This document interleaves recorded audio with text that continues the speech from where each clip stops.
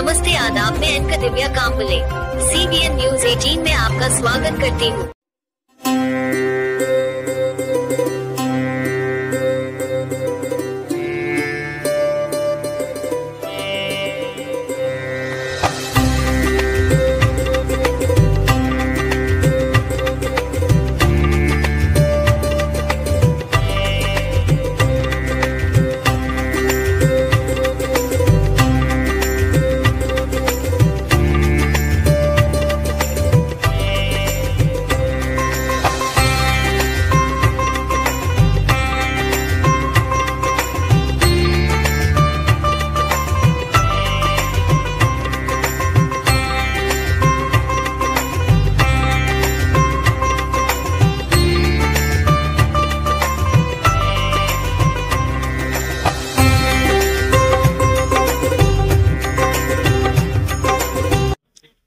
नक्कीच महायुतीच्या माध्यमातून आम्ही सुद्धा सगळे लोकप्रतिनिधी आपल्या आपल्या विधानसभेमध्ये लोकसभेमध्ये आता संघटनेच्या अनुषंगाने आम्ही बैठका सुरू केलेल्या आहे आणि पूर्णपणे विश्वास आहे की येणाऱ्या आगामी विधानसभेमध्ये महायुतीच्या ह्या जास्तीत जास्त जागा निवडून येतील आणि परत एकदा तिसऱ्यांदा महाराष्ट्रामध्ये महायुतीचं सरकार येईल। मागच्या वेळेस लोकसभेमध्ये नारा लावलेला होता भाजपाने, अबकी बार 405। विधानसभामध्ये काय नारा असला?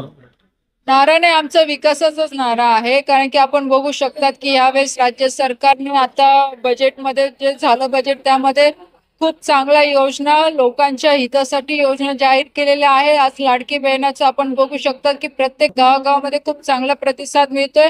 आज जळगाव जिल्ह्याचा जो मी आढावा आता जो घेतला जो बघितला जवळपास 5 लाखाच्या वरती फॉर्म हे महिलांकडनं भरले गेलेले आहे। आज विद्यार्थ्यांसाठी मोफत शिक्षण आहे, बसमध्ये 50% सवलत आहे, वीज बिल माफ झालेलं आहे।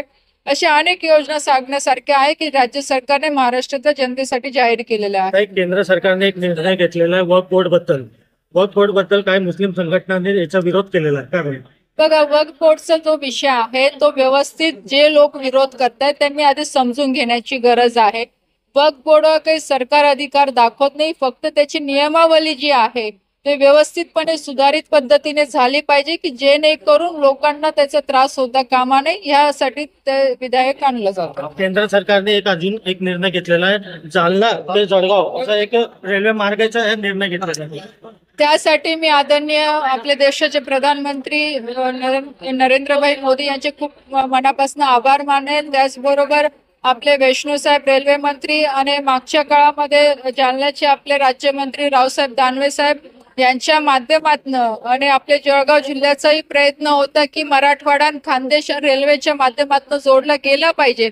त्याच अनुषंगाने काल PM साहेबांनी ती रेल्वे लाईन जाहीर केली आणि डिक्लेअर केली आणि मला असं वाटतं की येणाऱ्या पुढच्या वर्षामध्ये म्हणजे काही काळानंतर ही रेल्वे लाईन सुरू होईल आणि एक चांगला माध्यम मराठवाडा आणि खानदेश जोडण्यासाठी ह्या लाईनचा उपयोग होईल। एक चांगली बाजारपेठ परत इथे उपलब्ध होऊ शकते मराठवाडा आणि खानदेशला घेऊन। जसं आपण बघतो की PJ रेल्वे ही जी होते ही पण आता ब्रॉडगेज मध्ये कन्वर्ट होते। त्याच अनुषंगाने जालना जळगाव रेन डेव्हलप म्हणजे पूर्ण रेल्वे लाईन झाल्यानंतरही नक्कीच त्याचा फायदा व्यापारीच्या दृष्टिकोनातनं, लोकांच्या दृष्टिकोनातनं, शेतकऱ्यांच्या दृष्टिकोनातनं खूप चांगल्या पद्धतीने होईल। कारण की जालन्याला एक ड्राय पोर्ट तयार झालेला आहे, तर याचा फायदा इथल्या व्यापाऱ्यांना शेतकऱ्यांना खूप मोठ्या प्रमाणात होऊ शकतो। ते राहतीलच आणि कुठे ना कुठे तोही एक लोकांचा विचार स्पोर्ट्स कडे पण कसं जाईल याच्यासाठी पण जर आपण प्रयत्न केले तर मला वाटतं नक्कीच आपल्याला यश मिळेल। संजू भाऊंना मी त्याही दिवशी सांगितलं की भुसावळ शहर म्हणजे आपण इकडचा परिसर मग रावेर यावल असेल, मुक्ताईनगर असेल, पोदवड असेल, जामनेर असेल, या सगळ्या परिसरासाठी भुसावळला सेंटर ठेवून इथे स्पोर्ट्सच्या सगळ्या ऍक्टिव्हिटी किंवा तिथलं इन्फ्रास्ट्रक्चर कसं डेव्हलप करून घेता येईल त्याच्यासाठी मी यांना क्रीडा अधिकाऱ्यांना पण सगळं प्लॅन तयार करायला लावलेला आहे जेणेकरून आपल्याला सगळ्यांना त्या माध्यमातून आपल्या मुलांना आपल्या भागातल्या मुलांना पुढे घेऊन जाता येईल।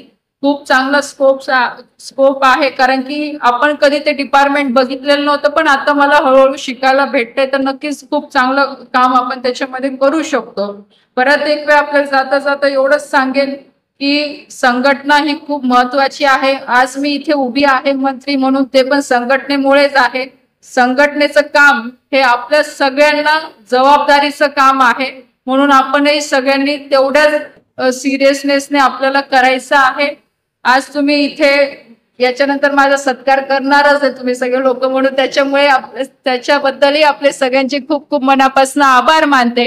आणि ज्या काही योजना, जसं आता राज्य सरकारकडनं लाडकी बहीण योजना सुरू झाली आहे, महिलांसाठी 50% आरक्षण आहे, शेतकऱ्यांचं लाईट बिल माफ करण्यात आलेलं आहे, विद्यार्थ्यांसाठी आता राज्य सरकार एज्युकेशनसाठी फंड देणार आहे.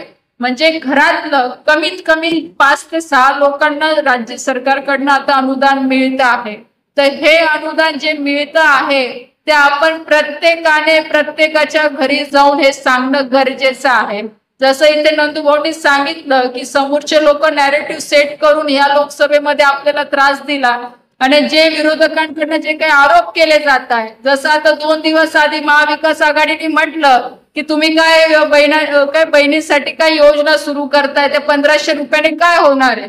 पण आपणही त्याला उत्तर दिलं पाहिजे की सगळ्यात आधी याचा लाभ घेणारे त्यांचे आमदार आणि त्यांचेच खासदार आपल्याला दिसत आहे. सोशल मीडियावर बघा तुम्ही, आज त्यांचेच कार्यकर्ते याचा जास्त लाभ घेत आहे. पण आपल्या सरकारने असं कोणता पक्ष म्हणून या योजना सुरू केलेल्या नाहीये. आपल्या राज्य सरकारने सर्वसामान्य जनतेला याचा फायदा झाला पाहिजे, शेवटच्या घटकापर्यंत योजना पोहोचल्या पाहिजे, यासाठी सगळ्या योजना सुरू केलेल्या आहेत. याचाही रिप्लाय तुम्ही तुमच्या सोशल मीडियाच्या माध्यमातून दिला पाहिजे. कारण की आज तुमचं म्हणजे मी म्हणते 25 ते 30% प्रचार हा सोशल मीडियाच्या माध्यमातूनच होतो. म्हणून आपणही तेवढं सक्षमपणे विरोधकांच्या प्रत्येक प्रश्नाला आपल्यालाही उत्तर देता आलं पाहिजे. या पद्धतीने आपण सगळ्यांनी काम करावं अशी मी आपल्याला सगळ्यांना विनंती करेल. एवढं बोलून इथे थांबते. जय हिंद, जय महाराष्ट्र. सर्वच मान्यवर सगळ्यांचे नाव घेतलं जातं, उपस्थित सर्व कार्यकर्ता बंधू बनले, सर्वात आधी सर्वच कार्यकर्त्यांचं मनापासून आभार व्यक्त करतो की आजच्या मेळाव्यामध्ये आपण सगळ्यांनी इथे येऊन पक्षाची शक्ती दाखवली. कारण पक्षाने दिलेला कार्यक्रम आहे. प्रत्येक तालुक्यामध्ये प्रत्येक मतदारसंघामध्ये असा कार्यक्रम घ्यायला सांगितलेला आहे. लोकसभा वाईज पण झाला, जळगावला आमचे एक ऑलरेडी हा कार्यक्रम झाला, तालुका वाईज नंतर घ्यायला सांगितलेला होता. मग आपल्या तालुक्याचा आपण आज हा कार्यक्रम आदरणीय रक्षाताईंनी तारीख दिली, आजने आला होता पण घेतला, काल घेतला होता. पण आदरणीय रक्षाताई या दिल्लीमध्ये होत्या आणि आजच त्या आला. आजची तारीख त्यांनी आपल्याला दिलेली होती. विधानसभेच्या निमित्तानेच खरं हे कार्यक्रम घेतले जात आहे, ही वस्तुस्थिती आहे. पण लोकसभेच्या वेळेला सर्वच आपल्या कार्यकर्त्यांनी दाखवून दिलेलं आहे की ती कोणाच्या पाठीमागे उभे आहेत. जळगाव जिल्हा सोडला तर महाराष्ट्रामध्ये सुरुवातीचं चित्र अगदी असं होतं की भारतीय जनता पार्टीचे सगळे खासदार येतील, शिवसेनेचे सगळेच खासदार निवडून येतील. पण हळूहळू निगेटिव्ह असे सेट होत गेले, लोकांचा संभ्रम वाढत गेला आणि आपले कार्यकर्ते ह्याच्यातच राहिले की आपले 400 पार होणारच. ते 405च्या नादामध्ये सगळ्यांना असं वाटलं काय झालं, मी मेहनत नाही केली तर चालतं, मी नाही गेलो निघला तर चालतो, काय होतं एका मताने माझ्या येणारच आहे. आणि अशाच त्या सगळ्या ओव्हर कॉन्फिडन्समुळे अगदी 4-5 हजाराच्या फरकाने शिडी गेली. लोकसभेसारख्या शिडी 4-5 हजाराने जाणं म्हणजे फारच मनाला लागणारी गोष्ट असते. पण त्याचा त्यात आपल्या जळगाव जिल्ह्याच्या दोन्ही शिट्या दोन्ही महिला उभ्या आहेत. आता ते लक्षात आहे तिसऱ्या. देखते रहिए CBN Press the bell icon on the YouTube and never miss another खबरों में सच्चाई से आपके पास, क्योंकि हम सच दिखाते हैं.